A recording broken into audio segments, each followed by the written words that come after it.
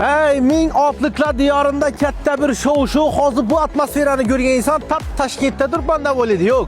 Endi biza faxrlanadigan ming otliqlar diyorida Qal'a restorani ertang 14-yanvar kuni Vatan himoyachilar kuni 18:00 da açıladi azizlar. Nechun Qal'a restorani? Sababi buni ortida Sulaymon qal'asi turibdi. Hammani barchani taklif qilamiz.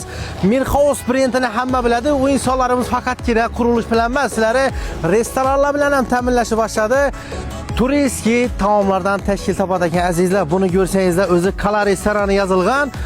İçine göre de olsa her xil asorti salatlari, burgerlari, pizzalari, shog'urmalari, Mir asorti o'zining xudo xolasa mualliflik taomlarına ega bo'ladi.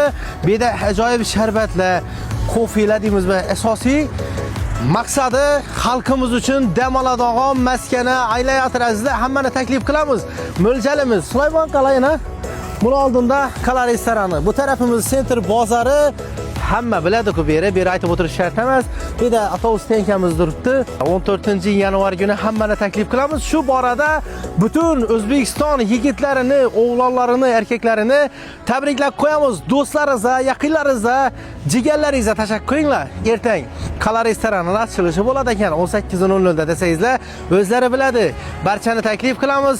Pizzalar bilan, shog'urmalar bilan sizlar ham mehmon qilamiz. Hasan boya atmosferadum yomon bo'ldi-ku. Hali bu boshlanishi bundan ham zo'rlarini rejalashtirib turibmiz hali. Bu yerda nechta taomlar bo'ladi endi? Bu yerda turetskiy taomlarimiz, fast food, shirinliklari eng zo'rlari bo'ladi. Lezzat dam oladigan maskanda. Hava, xudo xolasa. Lekin neobishniy dizayn bu haqiqatdan o'zingizdan bitta aralash qo'yishingiz buni dizaynni. Polni dizayn sohasida noziklik mijozlarimiz uchun shu interyer dizaynini alohida e'tibor qaratganmiz. Ichki va tashqi dizaynni xalqimizga eng zo'r, eng premium darajada xizmat ko'rsatishni rejalashtirganmiz. Bu soha biza 6 oy mobaynida tayyorgarlik ko'rdik. Yana hali kamchiliklarimizni to'g'irlab turibmiz. Yana xudo xolasa ertangdan shu hamma kamchiliklarimizni bartaraf etib, Polni premium darajada xizmat ko'rsatishni rejalashtirdik. Xudo xolasa.